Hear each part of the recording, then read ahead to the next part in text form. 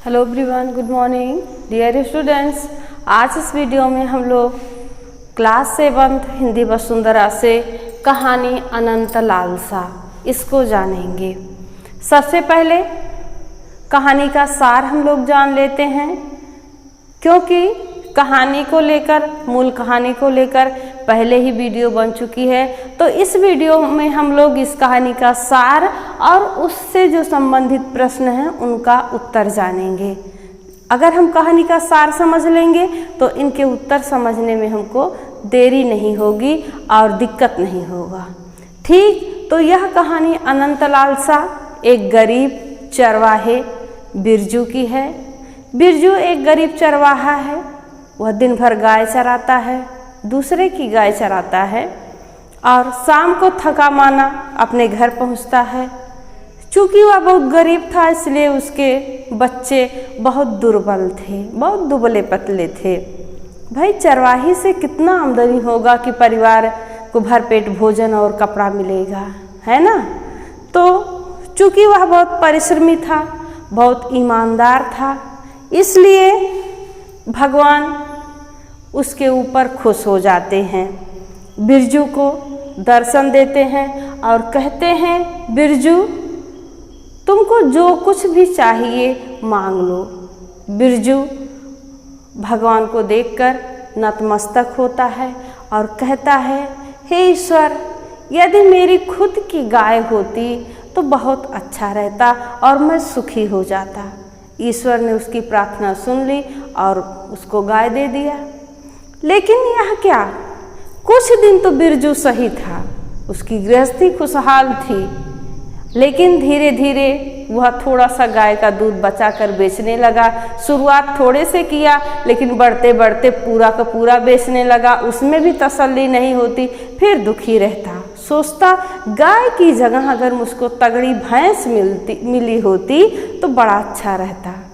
भगवान फिर आते हैं, दर्शन देते हैं और पूछते हैं, बिरजू आप क्यों दुखी हो। बिरजू कहता है, हे प्रभु, यदि मुझको एक तगड़ी भैंस मिली होती तो शायद मैं ज़्यादा सुखी रहता।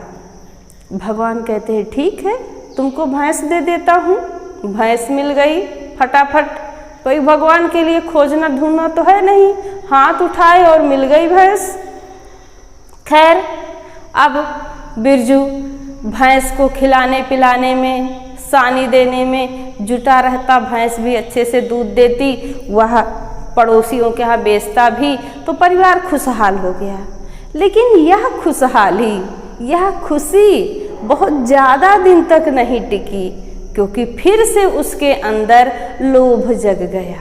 वो सोचा, मैं कितना बेवकूफ़ हूँ, मांगा भी तो एक भैंस। फिर भगवान के बारे में सोचने लगा, ध्यान मग्न हुआ। ईश्वर फिर उसको दर्शन देते हैं, कहते हैं, बिरजू आप क्यों दुखी हो, तुमने गाय मांगी, मैंने गाय दी, तुमने भैंस मांगी, मैंने भैंस दी, अब क्यों दुखी हो। तो कहा, हे प्रभु, यदि मुझको एक भैंस की जगह 2-4 भैंसें मिलती तो मैं ज़्यादा सुखी रहता। भगवान कहे, ठीक है ठीक है, मैं दे दूंगा, लेकिन खूब सोच विचार कर लो, क्योंकि यह तुम्हारी आखिरी इच्छा है। 2, 4, 10 जितना चाहोगे मैं दे दूंगा। जब भगवान इस तरह बोले कि आखिरी इच्छा है, मांग लो दिल खोल के, तो बिरजू सोचा, अब 2-4 क्यों मांगू, काहे न एक साथ 10 भैंसे मांग लूँ। भाई 10 भैंसों का फरमान जारी कर दिया, भगवान जी मुझको 10 भैंसे चाहिए। हाथ उठाए ईश्वर और मिल गई 10 भैंसे। बड़ा खुश हुआ, लेकिन 10 भैंसों का काम अकेला सिंगल तो संभाल नहीं सकता था। इसके लिए नौकर चाकर रख लिए, डेयरी खोल लिया, डेयरी चल निकली। अब बच्चे खूब खुश रहते, नए नए कपड़े पहनते, उनकी धर्मपत्नी भी नए नए जेवर पहनती, रोजे जेवर की फरमाइश रहती। लेकिन ये खुशी भी बहुत दिन तक नहीं टिकी। फिर बिरजू परेशान हो गया, मैं निरा मूर्ख ठहरा, भगवान से मांगा भी तो क्या, यही दूध और गोबर पानी का व्यापार, छी छी बड़ा गंदा, हर जगह मक्खियाँ भिन भिनाती रहती हैं। काश अगर मैं शहर में कोई फैक्ट्री कंपनी मांगा होता तो मेरे बच्चे अंग्रेजी स्कूल में आज पढ़ते होते। फिर दुखी रहने लगा। अब जब कोई विचार मनुष्य के मन में घर कर जाती है और जब तक उसका समाधान नहीं होता तब तक वो विचार दिमाग में चक्कर काटा करती है। बिरजू की भी यही हालत थी। उसके दिमाग में यही हो गया, फीड हो गया कि मैंने गड़बड़ धंधा चुन लिया। दूध, गोबर, हर जगह मक्खी भिन भिनाती। फिर से दुखी रहने लगा। फिर से एक दिन ईश्वर को याद किया। भगवान आ गए, प्रकट हुए, बोले बिरजू अब क्या है, क्यों दुखी हो? मैं तो तुम्हारी इच्छा के अनुसार ही तुमको सब कुछ दिया हूँ, तो फिर ये दुख क्यों है, क्यों परेशान हो? तो उसने कहा प्रभु मैंने बड़ी गड़बड़ कर दी। तो भगवान कहते हैं याद रहे मैंने पहले ही बोला था कि सोच समझ कर मांगना, क्योंकि ये तुम्हारी अंतिम इच्छा है। बिरजू बहुत गिड़गिड़ाया लेकिन ईश्वर नहीं माने। भगवान ने कहा तुम्हारी इच्छाएं अनंत है और इसलिए मैं फिर से तुमको उसी तरह बना देता हूँ। तुम जैसे पहले थे वैसे ही ठीक हो। बिरजू फिर से वही गरीब चरवाहा बन गया। उसकी भैंसें धीरे धीरे बीमार होके मर गईं और फिर से वह दूसरे की गाय भैंस चराने लगा।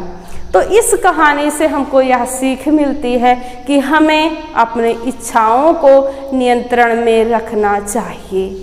मनुष्य की इच्छाएं अनंत होती हैं, एक पूरी होने के साथ दूसरी इच्छा जन्म ले लेती है। हमको इस पर नियंत्रण रखना चाहिए। अपनी इच्छाओं को, अपने लोभ को अपने बस में रखना चाहिए। अब इससे रिलेटिव जो प्रश्न हैं उनका उत्तर भी जान लेते हैं। पहला प्रश्न है बिरजू की परेशानी का कारण क्या था? बिरजू क्यों परेशान था? तो बिरजू की परेशानी का कारण उसकी गरीबी था।